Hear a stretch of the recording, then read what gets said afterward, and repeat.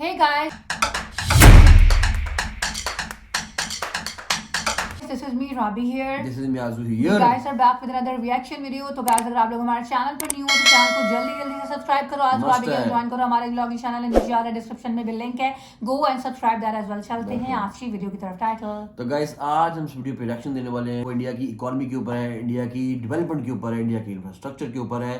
उसका टाइटल है India needs 8% to 10% growth rate to surpass China's economy. India $10 trillion. India versus China. तो देखते हैं और एंजॉय करते हैं कि इंडिया को अब 10% ग्रोथ रेट चाहिए टू बीट चाइना। कुछ सालों से भारत सरकार देश की ग्रोथ रेट को बढ़ाने के लिए बहुत मेहनत कर रही है, बहुत सारी स्कीम्स लॉन्च कर रही है, बहुत सारी पॉलिसी बना रही है, रिफॉर्म ला रही है, जिससे देश की ग्रोथ रेट बढ़ भी रही है। जहां 2019 में भारत की ग्रोथ रेट में एक स्लो डाउन देखने को मिल रहा था और भारत की ग्रोथ रेट 4% थी, वहीं 2020 में पेंडेमिक के चलते भारत की ग्रोथ रेट -6% गिर गई थी।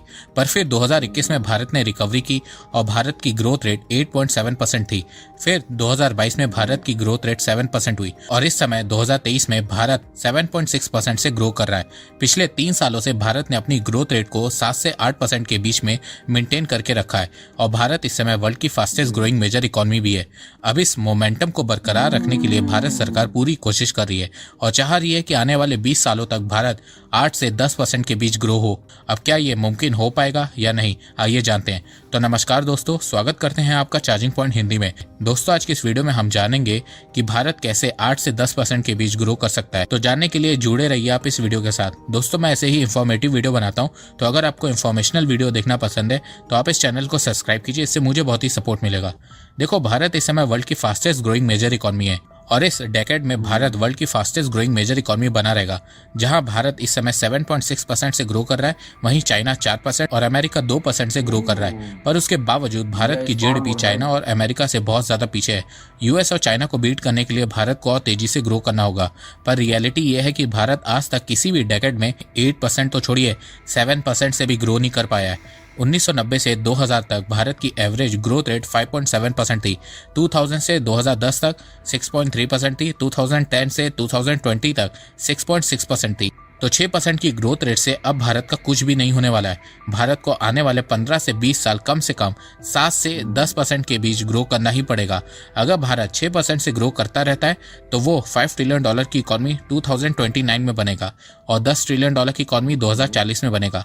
वहीं अगर भारत 7 से 8% के बीच ग्रो करता है तो 2027 में $5 ट्रिलियन और 2033 में $10 ट्रिलियन की इकोनॉमी बनेगा और 2047 तक $30 ट्रिलियन की इकोनॉमी होगा। पर अगर भारत 9 से 10% के बीच ग्रो करता है तो 2026 तक भारत $5 ट्रिलियन की इकोनॉमी बन जाएगा और 2031 तक $10 ट्रिलियन की इकोनॉमी होगा और 2047 तक $40 ट्रिलियन की इकोनॉमी बन जाएगा। अब आप लोग जानना चाहेंगे कि भारत अपनी ग्रोथ रेट को बढ़ाएगा कैसे। तो देखो भारत को 8 से 10% ग्रोथ रेट हासिल करने के लिए चाइना से ही सीखना होगा। चाइना की ग्रोथ रेट 2000 से 2020 तक ऑन एन एवरेज 9% रही है, वहीं 2004 से 2014 के बीच 10%। अब आप लोग सोच रहे होंगे कि चाइना ने अपनी ग्रोथ रेट को इतने सालों तक कैसे मेंटेन करके रखा। तो देखो चाइना ने अपनी जीडीपी में इन्वेस्टमेंट को बढ़ाया। जहां 2000 में चाइना की जीडीपी में इन्वेस्टमेंट का शेयर 33% था, वहीं 2011 में ये बढ़ के 47% हो गया था और अभी भी ये 40% है। पर देखो चाइना पहले की तरह तेजी से ग्रो नहीं कर रहा है। इसके अलावा चाइना की डेमोग्राफी आने वाले 10 सालों में बहुत तेजी से चेंज होगी। चाइना में बूढ़े लोगों की संख्या बढ़ेगी, जिससे चाइना में मैन्युफैक्चरिंग कम होने लगेगी। तो इसका फायदा भारत को मिलने ही वाला है। भारत तेजी से ग्रो करेगा, पर भारत को कंसिस्टेंसी मेंटेन करके रखनी होगी। आइए अब जानते हैं कि भारत कैसे 8 से 10% के बीच ग्रो कर सकता है। भारत के रेलवे मिनिस्टर अश्वनी वैष्णव जी ने एस्कोचैम की जनरल एनुअल मीटिंग में एक बात कही है कि कैपिटल इन्वेस्टमेंट स्ट्रेटेजी के चलते भारत नेक्स्ट 20 ईयर्स तक 8 से 10% के बीच ग्रो कर सकता है। अब आप लोग सोच रहे होंगे कि कैपिटल इन्वेस्टमेंट स्ट्रेटेजी ही क्या है। तो देखो इसका सिंपल सा मतलब यह है कि भारत सरकार को हर साल देश का कैपिटल एक्सपेंडिचर बढ़ाना होगा। मतलब भारत सरकार को साल दर साल देश में ज्यादा पैसा इन्वेस्ट करना होगा। अश्वनी जी ने बताया कि भारत की जीडीपी में 59% शेयर कंजप्शन का है। मतलब भारत में जो प्रोडक्शन होती है या कोई भी चीज बनती है वो ज्यादातर भारत के लोग ही कंज्यूम कर लेते हैं, क्योंकि भारत की आबादी बहुत ज्यादा है। इसीलिए भारत को कंजप्शन बेस्ड इकोनॉमी कहा जाता है। तो जहां भारत की जीडीपी में 59% शेयर कंजप्शन का है, वहीं 27% शेयर इन्वेस्टमेंट का है। तो भारत सरकार 27% इन्वेस्टमेंट शेयर को बढ़ाने में लगी हुई है। क्योंकि भारत कभी भी कंजप्शन के दम पे तेजी से ग्रो नहीं कर सकता है। अगर भारत को तेजी से ग्रो करना है तो उसे आज नहीं तो कल जीडीपी में इन्वेस्टमेंट के शेयर को बढ़ाना ही होगा। अभी भारत के जीडीपी में इन्वेस्टमेंट का शेयर 27% है, पर भारत सरकार इसे 35% तक ले जाना चाहती है। अब आप लोग पूछेंगे कि इन्वेस्टमेंट का शेयर बढ़ने से देश की अर्थव्यवस्था को कैसे फायदा होगा। तो देखो, इन्वेस्टमेंट का शेयर बढ़ने से बहुत सारी नौकरियां पैदा होंगी, लोग गरीबी से बाहर आएंगे, उनके पास पहले के मुकाबले ज्यादा पैसा आएगा, उससे वो ज्यादा सामान खरीदेंगे, इससे प्रोडक्ट की डिमांड बढ़ेगी, फिर उससे और ज्यादा प्रोडक्ट मैन्युफैक्चर होंगे, उससे कंपनीज को फायदा होगा, वो और मैन्युफैक्चरिंग यूनिट खोलेंगी और फिर उससे और ज्यादा नौकरियां पैदा होंगी, फिर और लोग गरीबी से बाहर आएंगे और ये चीज एक साइकिल की तरह काम करेगी। इसके अलावा भारत सरकार इंफ्रास्ट्रक्चर में इन्वेस्ट करेगी, जिससे स्टील, सीमेंट और बहुत सी इंडस्ट्रीज को फायदा होगा। देश का इंफ्रास्ट्रक्चर स्ट्रांग होगा, लॉजिस्टिक की कॉस्ट कम होगी, जिससे कंपनीज को मैन्युफैक्चरिंग करना सस्ता पड़ेगा, बहुत सारी बाहर की कंपनियां भारत में आएंगी, इससे भारत का ट्रेड बढ़ेगा, एक्सपोर्ट बढ़ेगा और फिर भारत की इकोनॉमी भी तेजी से ग्रो होगी।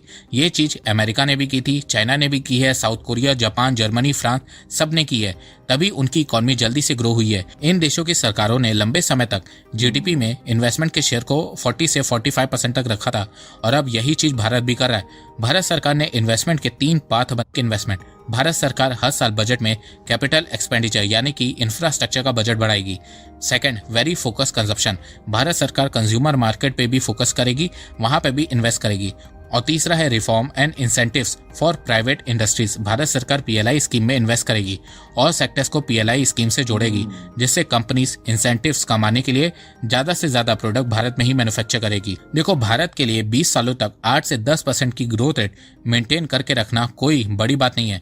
जापान ने 1980 में ये किया था, साउथ कोरिया ने 1990 से 2000 में ये किया है और चाइना ने 2000 से 2010 के बीच में ये किया है, तो भारत भी ये कर सकता है।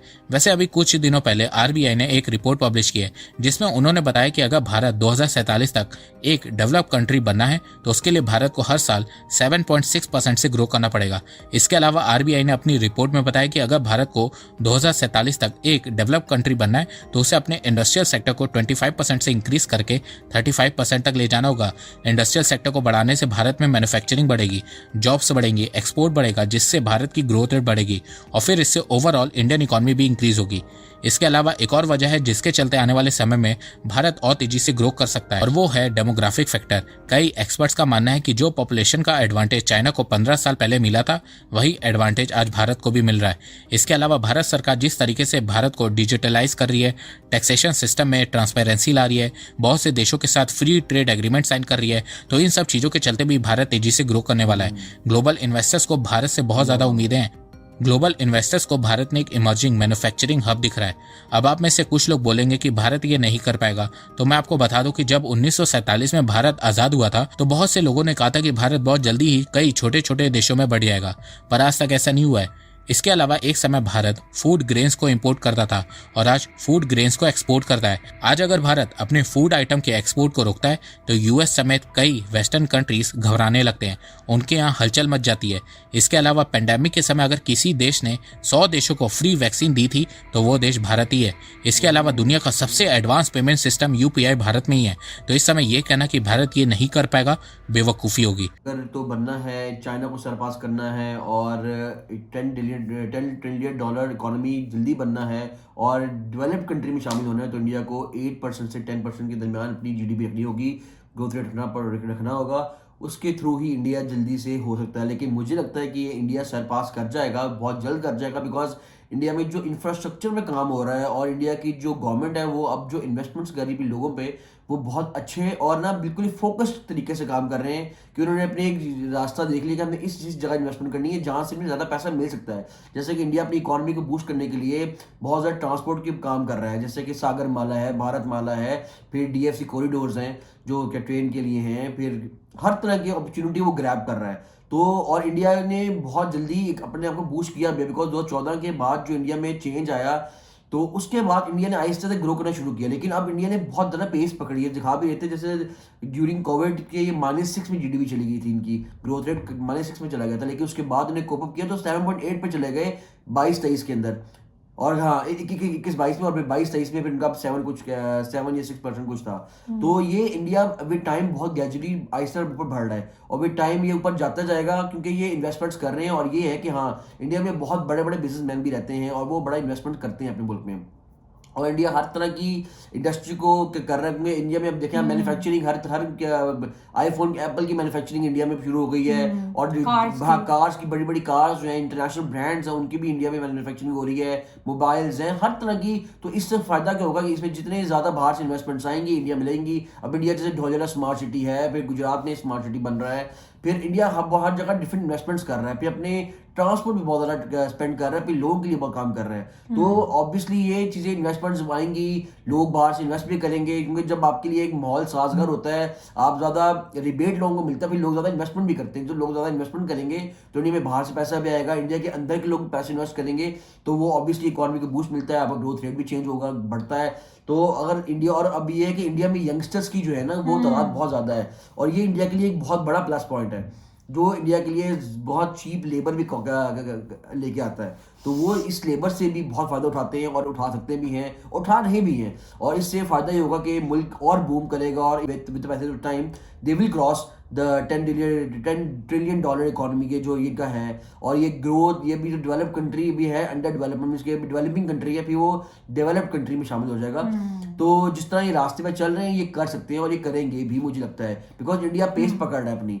अच्छा, वो ये भी बता रहे थे ना कि इंडिया काफ़ी हद तक काम कर रहा है, लेकिन प्रॉब्लम वहाँ पर आती है कि इंडिया की पॉपुलेशन इतनी ज़्यादा है, तो वो जो भी काम वगैरह हो रहे हैं, जो भी चीज़ें वहाँ पर इंडिया जो भी कर रहा है ना, वो पॉपुलेशन को ही उसका फ़ायदा हो जाता है। लाइक वो शेयरिंग इन्वेस्टमेंट के अगर करेंगे ना, उनकी वो बताते फिगर के 27% तक अगर ये कम से कम इन्वेस्टमेंट्स करेंगे ना, तो फिर इन लोगों को फायदा होगा ऊपर आने के लिए। अभी ये हो रहा है कि कर वो रहे हैं, they are doing hard work, लेकिन क्योंकि पॉपुलेशन इतनी ज्यादा है तो वो सारा कुछ कंजम्पशन हो जाती है अवाम के अंदर ही, मतलब कि आपकी अपनी कंट्री ही वो सारा कंज्यूम कर लेती है, तो वो बाहर से जो आपको फायदा मिलना होता है ना वो कम हो जाता है। तो आपको ज्यादा इन्वेस्टमेंट करनी पड़ेंगी बाहर वालों के लिए, ताकि आपको ज्यादा फायदा हो। ये वो बता रहे थे, मतलब कि कहने का उनका मकसद बेसिकली ये था कि पॉपुलेशन ज्यादा होने की वजह से ऐसा नहीं कि काम नहीं हो रहा, काम हो रहा है। एक ड्रॉबैक है, लेकिन मुझे लगता है कि अभी शायद है, बिकॉज अभी पैसा लगना शुरू हुआ है अभी लोगों को, इसलिए वो लोगों को लग रहा है। जब लोगों को ऑटोमेटिकली, जब लोगों की वो चीजें पूरी होना शुरू हो जाएंगी ना, फिर वो, और वो पैसा फिर इंडिया पे ही इन्वेस्ट होना, मतलब कि फिर वो लोगों पे ज्यादा कि इंडिया की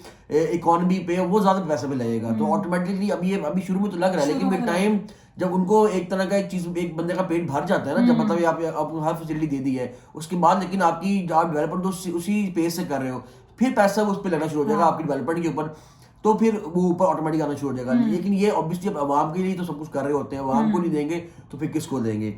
ये तो है।